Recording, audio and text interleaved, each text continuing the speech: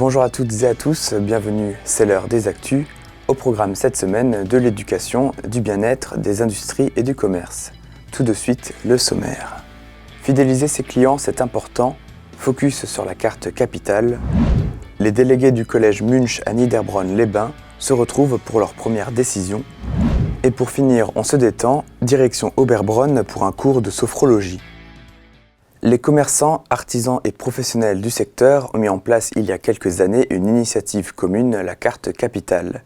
L'objectif, inciter les consommateurs à se rendre dans les enseignes à côté de chez eux. La carte a fait peau neuve, regardez. Mise en place sur le secteur en 2012, la carte capitale a été revue au goût du jour.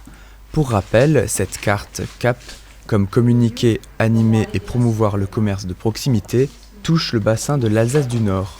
Elle concerne 42 commerçants et une cinquantaine d'artisans sur Haguenau, Wissembourg, Schweighouse et Niederbronn. Avec cette carte de fidélité multi-enseigne, on capitalise des euros en faisant des achats quotidiens chez les commerces du secteur.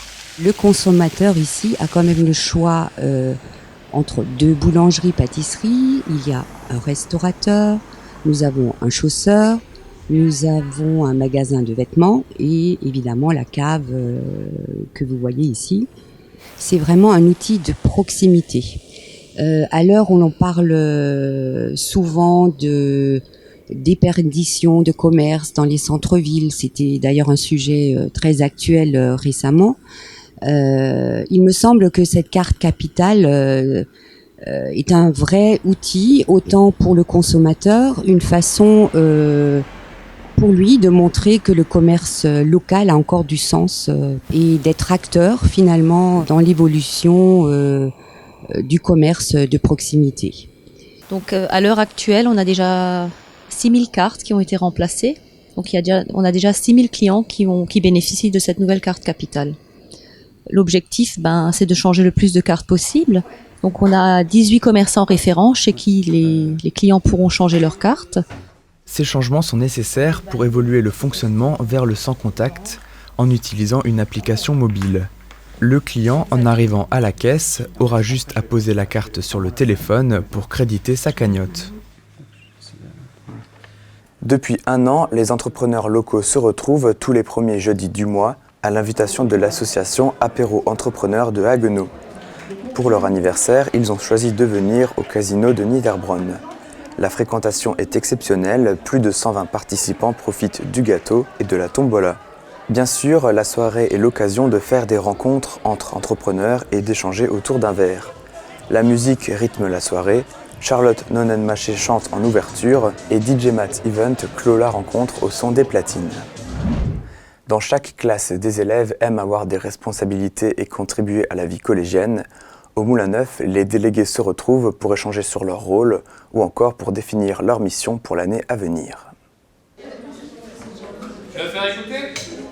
Ils ont été élus par leur classe. Les nouveaux délégués sont formés lors d'une matinée au Moulin Neuf, un rôle pris très au sérieux par ces élèves. On a présenté déjà un peu le rôle des délégués. On s'est fait former par le principal adjoint. Déléguer, c'était bien pour aider ses camarades, par exemple contre le harcèlement ou contre la violence. C'est transmettre la vie des élèves chez les adultes, parce qu'ils n'ont pas forcément le temps ou alors la confiance d'aller les voir et de leur dire leurs idées. Et du coup, ça, c'est notre rôle. Et faire passer les messages aussi, c'est important. Ils sont déjà très volontaires et force de proposition. Leur motivation pour se présenter révèle leur altruisme. Beaucoup se sentent concernés et veulent lutter contre le harcèlement scolaire. Je voulais être déléguée parce que j'avais envie d'être en contact avec les élèves et qu'ils se sentent bien au sein de la classe et au sein du collège. Et je voulais faire déléguée parce que j'ai fait l'année dernière et je trouvais ça vachement cool. Déjà pour résoudre les problèmes des élèves, parce que dans la classe j'ai vu qu'il y avait des élèves qui étaient en difficulté. Pour eux, je vais le faire correctement pour eux. Beaucoup de gens dans le monde ils sont harcelés et du coup moi je voulais aider des personnes comme ça, voilà, pour qu'ils se sentent bien. Je leur parlais, je leur disais d'aller se confier à un adulte, à quelqu'un qui est plus grand, quoi. Certains ont rejoint le CVC, le Conseil de la vie collégienne, mais tous ne sont pas candidats. CVC, c'est un peu trop pour moi parce que c'est la première fois que je suis déléguée dans une classe. La première décision, très concrète, concerne le choix de la sonnerie du collège. J'ai demandé aux copains qui étaient autour, ils m'ont tous dit la 2. Un autre vote désigne les 2 membres et suppléants au conseil d'administration du collège Munch. Le ministre avait un message pour le nouveau corps constitué, ses éco-délégués désignés cette année. Déjà, ils ont analysé les résultats du mois de la pesée. 159 grammes par convive par repas, c'est trop, mais les élèves ont des pistes pour réduire cette moyenne qui est supérieure à celle départementale. Avec dynamisme, les délégués prennent en main leur collège. Créée dans les années 1960, la sophrologie se traduit par l'étude de l'harmonie de la conscience. Cette méthode de relaxation aurait pour objectif de transformer les angoisses du quotidien et les phobies en pensées positives. On se détend et on regarde le reportage. Pour se détendre les lundis soirs, ce petit groupe pratique la sophrologie. Mais une séance de sophrologie, qu'est-ce que c'est ? Une séance de relaxation dynamique avec des mouvements de contraction, de décontraction de muscles sur certaines parties du corps. Les exercices sont basés sur la suggestion positive, par exemple en repoussant le négatif ou en accueillant la bienveillance, le tout accompagné de gestes et de souffle. Ce temps pour soi, très calme, permet de se concentrer sur son ressenti et sur ses émotions. Valentine a commencé la pratique après une période difficile dans sa vie, conseillée par une psychologue. J'ai donc pris des cours de sophrologie il y a quelques années et j'ai plutôt pensé le faire partager aux autres. Donc c'est plutôt ça, faire découvrir cette bonne technique, enfin tous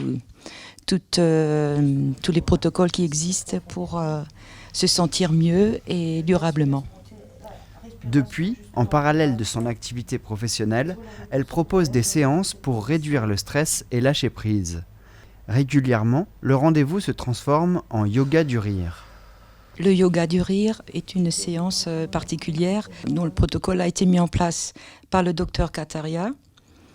Il s'agit de chauffer son corps d'abord et ensuite de libérer le diaphragme et ensuite des séances de rire et ensuite une méditation sur l'expérience vécue. Il s'agit surtout de libérer son corps et de rire parce que le cerveau ne fait pas de différence entre un rire spontané et un rire forcé. L'objectif poursuivi est toujours le même, se détendre. La méditation en fin de séance permet de vider son esprit. Le thème, c'est-à-dire l'orientation des pensées ce soir, la bienveillance.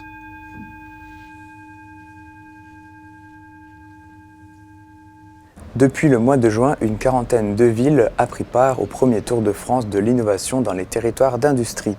Plus localement, les entreprises du secteur ont pu échanger à l'IUT de Haguenau le jeudi 26 septembre. L'événement est organisé par l'Institut Innovante, avec l'INSA de Strasbourg, l'école d'ingénieurs CESI et le réseau des industriels de l'Alsace du Nord Résilient. L'après-midi aujourd'hui, c'est scindé en 2 parties. Donc il y a eu tout d'abord, donc au sein de l'IUT de Haguenau, une première partie de 2 heures qui était en fait une conférence débat sur la thématique de l'innovation dans les PME. À ce débat, nous avons souhaité joindre également donc aussi bien des industriels que des acteurs du développement économique que des étudiants de différentes écoles que j'ai citées tout à l'heure, pour justement enrichir le débat. Et là, nous profitons actuellement donc d'un moment convivial pour justement permettre à ces différents mondes, si j'ose dire, d'échanger, d'apprendre à se connaître, être dans le contact direct, puisque un jeune ingénieur ne va pas forcément aller aussi facilement vers une entreprise. Là, ils peuvent le faire en direct. Et pour en savoir plus sur Résilient, c'est tout de suite dans l'interview de la semaine. On se retrouve vendredi prochain. Merci encore pour votre fidélité et passez une bonne semaine.